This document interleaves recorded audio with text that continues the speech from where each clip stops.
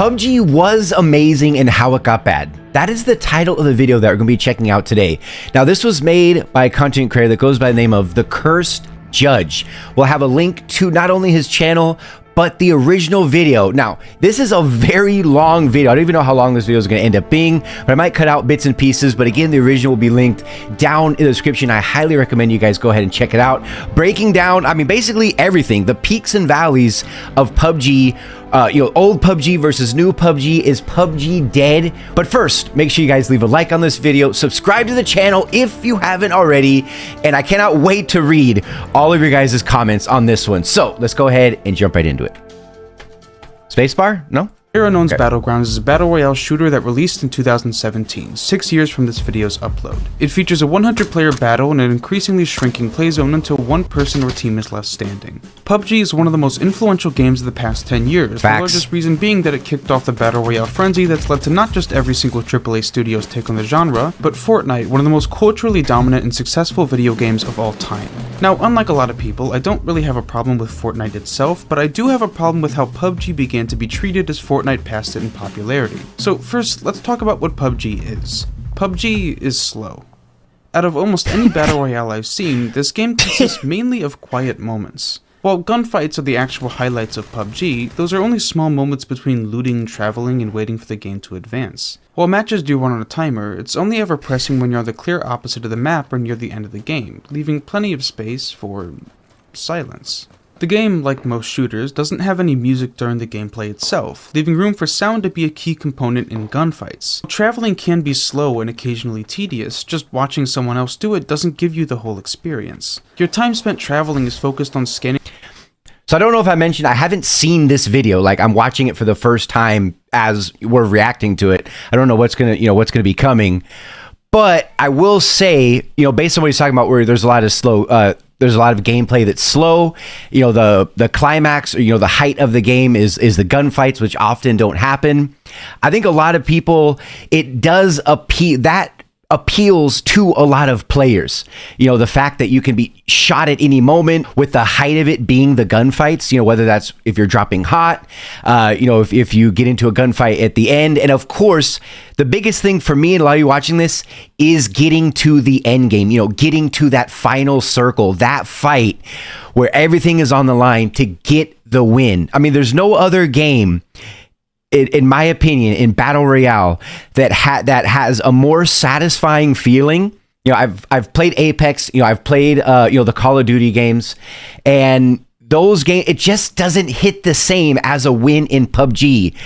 Frankly, because it's so damn hard. It's a very difficult game because of how realistic it is. So anyway, let's go ahead and let's keep it going. The horizon line, listening for sound cues, choosing where to go, darting from cover to cover. Gameplay is blanketed by this heavy feeling of paranoia, like you could be shot at any moment, because most times you very well could.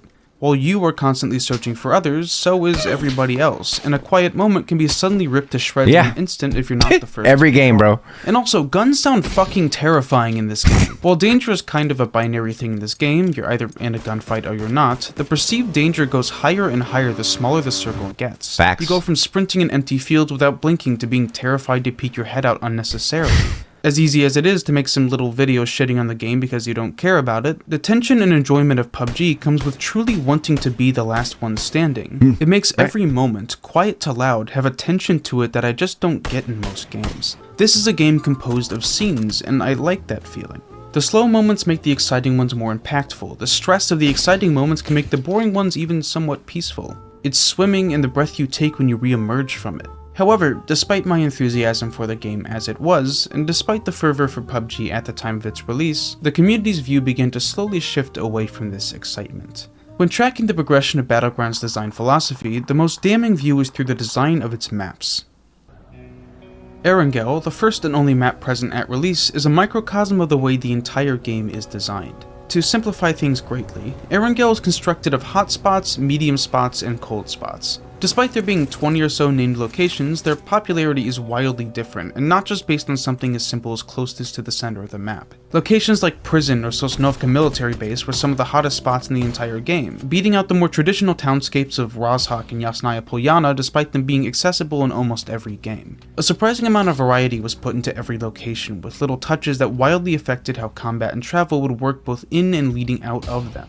Now, when he does that breakdown of the different locations, you know whether you're gonna be dropping somewhere hot, for example, like Pachinki, if we're talking about a Wrangel, or if you want to drop somewhere cold, like say Zarki, or just a random compound. I don't know if he was knocking that or if he thought that was a good thing, because to me, I like the fact that depending on the type of player that you are, because not everybody's the same. If you're a fast-paced player and you want to drop in, get those kills, you'll go to a place like Pachinki, or you'll go to a place like Military Base. If you're someone who plays a lot slower, you might pick Gatka. You might pick just some random compound. You might go to Zarki, and it's a game that can match many different people's play styles, where everyone can kind of get their own personal enjoyment how they see fit, because at the end of the day, it's how the player feels as they're playing.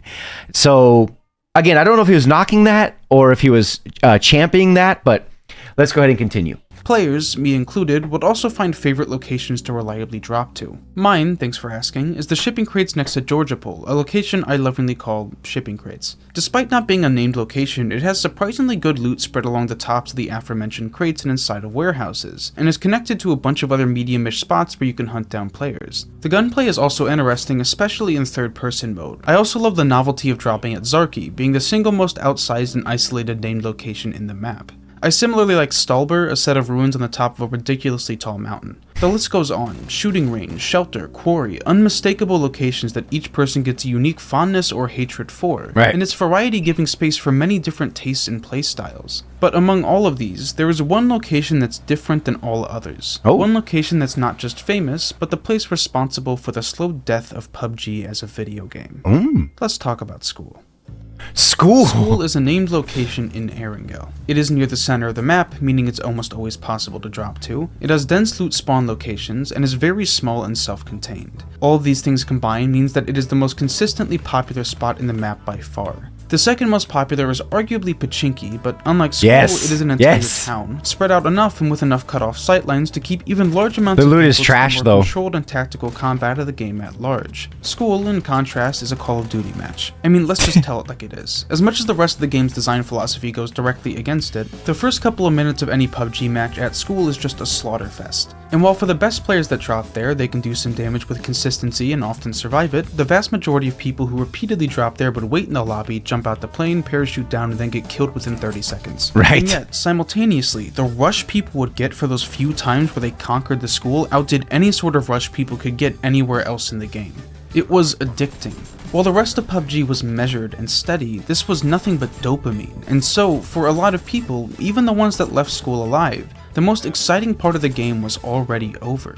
While optimal parachuting didn't really matter when you were dropping into a full-size town, the milliseconds of difference for dropping on the roof of School was Oof, look at that, while bro! looting could be done fairly gradually Holy in a short shit. period of safety elsewhere, in School you had to get a gun and ammo as fast as humanly possible. This video game was not designed to be decided by milliseconds, and suddenly had its entire importance placed in the niches of mechanics because of it. And the biggest issue of all of this is that, as a result of the harsh nature of the place, the people who played School non-stop were the ones that got better at the game faster than anyone else. Because 100 people could be in a lobby, and because a lot of them dropped at School, there were normally a few people or teams in every game whose skill grew further and further apart from the average user base. In a game like Call of Duty with constant respawns, or one like CSGO with short repeating rounds, the penalty for dying was significantly less. On top of that, because death wasn't permanent in the game, you could repeat the same encounters with higher skilled players and not just occasionally win, but also potentially learn from them. In a game of PUBG, if you get hunted down by someone much better than yourself, you lost all the progress you had in the match.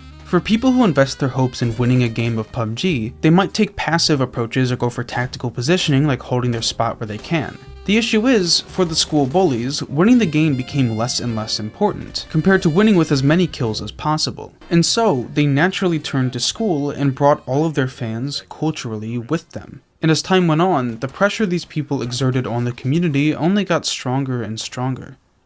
So, I mean, the most interesting thing about what he's saying is, I mean, he brings up a lot of great points. Having said that, I've been playing this game for 5 years and I've never thought about like what he's saying.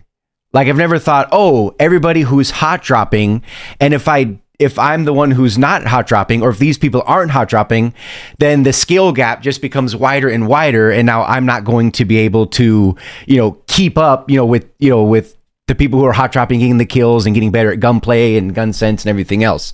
And yes, there's going to be good players shitting on all the bad players, whether it's a fast-paced game like say Apex, or if it's going to be a slow-paced game like PUBG.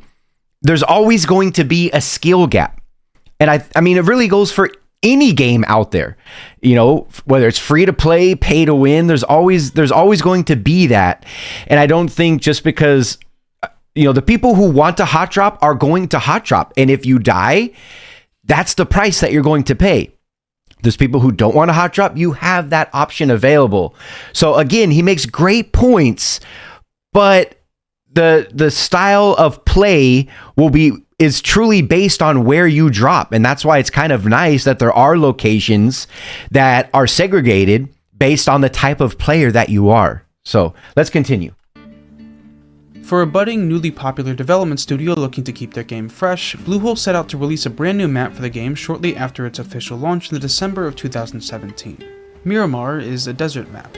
It has a major lack of foliage, very fast cars, and very rocky terrain. I don't know if this will make sense to anyone else, but this is a 7.62mm map. Everything feels designed to hit hard and from a distance, because this entire map is incredibly open. The lack of trees and foliage makes it so that anyone can be seen for miles, and you're given the tools to fight from that distance. The towns, along with everything else, have far more verticality to them. A lot of gameplay consists of fighting through multi-story windows and ducking from all angles. Los Leones, one of the largest cities to ever exist in PUBG, is borderline labyrinthian. You could have all 100 people drop there and have it be paced like a mostly normal match of PUBG. This map too has its school, being Hacienda del Patron, but the map overall feels much more equalized and positional than Erangel. Or in shorter words, it feels like anyone has a chance to win. It's natural and adventurous and daring. It's the most hated map in the entire game.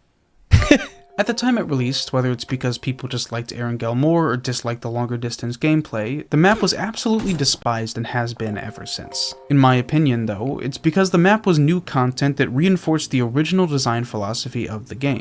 I'm gonna pause it right there real quick. I'm 100% going to disagree with this sentiment. I don't know if he's just speaking like, it almost sounds like he's just speaking from like his personal opinion and he's just kind of, putting it out there. Maybe it's his, least favorite map, which is totally valid. He's obviously, he can have any opinion that he wants, and it's fine. But I would not go as far as to say it's the number one most hated map. I know so many players, entire clans, who they are Miramar exclusive. Like, this is their only map they play. Why? Because they're snipers. When you play on these certain maps, you have to understand the gameplay that comes with it. This is a map that's going to pressure you to use snipers, to use DMRs, to have long-range fights. If CQC is your thing, Miramar is not the map for you. So, anyway, let's continue. Gunfights were long and methodical again. That sense of paranoia increased. It was harder to just aim your way out of situations where you were tactically or positionally disadvantaged. And, most importantly, it wasn't quote-unquote good content for streamers. As I said, the most prominent school bullies were the live streamers, whose main form of income was dropping at hotspots and then trying to kill as many people as possible if they survived afterwards. This map was antithetical to that entire philosophy. And as the talking heads of not just the school bully group but the entire PUBG community at that point, the prevailing sentiment is that the map was boring. And so, what immediately followed was the death of PUBG as we know it. Ooh. Sanhok was the third map to release for the game, a few months after Miramar. Erangel and Miramar are both 8 kilometers by 8 kilometers, giving ample room for players to spread out before being closed back in. Sanhok is 4x4. That is 1/4 of the area with the same amount of players. Loot pools were heavily tweaked so that you often only had to loot 1 to 3 houses at most to get almost everything you need for the entire rest of the game. And the map was designed to be closer quarters than ever. Not just in area, but in sight range, with almost the entire map covered by trees and rolling hills. While there were 6 different schools, all overwhelmingly popular hotspots, the design philosophy was clear. The entire map was a hotspot, not just at the start, but for the entire game up until the very end. There were no quiet moments, there was no room to breathe. PUBG was fast now, and only getting faster. With this map, PUBG's culture slammed the gas pedal towards a certain critical point that is the death knell of competitive video game communities. So, I don't know, I mean, from what he was saying before, it seemed like he almost didn't like the fact that it was known as a slower game. That was a slower game, like he wished that it was faster. But then right here, he's saying that now the game is pressuring you to basically have fights break out everywhere, and that it's now become a fast game. But I don't know if he's like agreeing with that sentiment or his earlier sentiment, which is that PUBG is slow, that it's very slow. There's a lot of downtime, if you will. So I don't know if he's talking out of both sides, if he's playing like devil's advocate. But what he's saying now, it almost sounds like he disagreed with the PUBG being slow, but now he's also disagreeing with PUBG being fast. So I'm gonna let him cook. I want to see, what he has to say. But that's just kind of that was my first thought. I just wanted to get it out there, thinking out loud. A concept that I like to call the skill wall. This is the point in a competitive video game's existence where the average skill of the player base makes it so that it's no longer worth it for newer casual players to try and learn and play the game. The truth of the matter is that the inner community for a game, the most dedicated people, have a fundamentally different view of the game and how it should be than the average player. Right. And while each group is at odds with each other, the skilled players need the bad players to keep a game alive, while the casual players don't need the skilled ones at all. Once any new people are warded off from playing, all you have left is a condensed community that stays slowly shrinking until its inevitable death. PUBG is a game that is incredibly punishing to die in, and that's the very thing that makes it so addictive to the most skilled people. When you kill someone in PUBG, the fact that their game is completely over gives every kill a weight that most other games simply don't have. But in Bluehole's attempt to keep the game alive by satisfying their most skilled, the thing they managed to kill permanently is the very thing that kept their game alive in the first place. Casuals? The state of PUBG now is a relative ghost town. A relative ghost town. So I don't know. Again, this seems just like he's speaking just from his, like, how he feels about the game personally, because I don't know how many of you know this, but if you look at Steam, PUBG is in the top 3. It's in the top 3 games on all of Steam with the most active daily players. Those numbers just came out like yesterday. It's one of those things where PUBG can't please everybody. Some people want to just keep the game as it is, old school, and you get one try and that's it, because it adds to the realism of the game. But then you have casuals and noobs and things like that where they want another chance. They want that respawn. So they're trying to address multiple player bases at once. And yeah, you're going to have people that are divided on a lot of these things. I would not say that the game is a ghost town, that the game's completely dead. While the game has gotten more popular in China and other Southeast Asian countries, the motor for the game has been stalled for a long time and has simply been gliding slowly down towards the sea of oblivion. Something called PUBG still exists, but the game died a very long time ago. 5 more maps have been released since Sanhok, respawning has been added, old maps revamped and scrubbed to their original intentions. Several new currencies have been added to the shop, competitive and casual queues have been attempted to be added, but all that is left is an empty vessel of a game, rotting away while the company remains in gleeful denial of that. The whole time, okay, so towards the whole time, I'm laughing because it's so funny, because this video couldn't have come out at a better time to highlight a lot of the irony, because Shroud just picked up PUBG again. His video has over 1 million views, which is almost double playing the other games that he's playing on his channel, because Shroud plays a lot of different games. So Shroud comes back to PUBG. You got Summit 1G. You got Choco Taco still doing his thing. Getting tens of thousands of views on his channel. And then you have Dr. Disrespect. And then you have the Doc, the one and only, who's playing PUBG again, and he's getting 50,000 live viewers, more than all the other games that he's streaming. And this all happened like 2 weeks ago. These streamers are going to be streaming the games not only that they're enjoying, because they don't hide anything, they say anything that they want, and what they know is going to make them money and increase their viewership and viewer duration. When you have like 4 or 5 of the largest streamers playing PUBG again and getting double the views of their other games that they're playing, it says a lot. If the viewers didn't want to tune in, they wouldn't. They were like, I don't want to watch. PUBG's dead. Why am I gonna watch PUBG? It's a dead game. But that's clearly not the case here.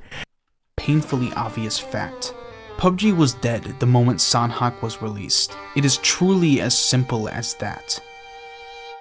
So, while PUBG did die, it really would have regardless.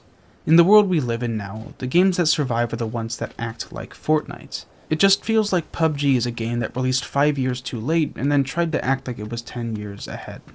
PlayerUnknown's Battlegrounds was a game that was very special to my heart. It's dead now.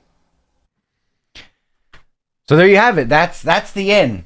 And what this really boils down to is everybody thinks incredibly highly of themselves. Everybody thinks that their opinion is the most important. Everybody thinks that they're right and everybody else is wrong.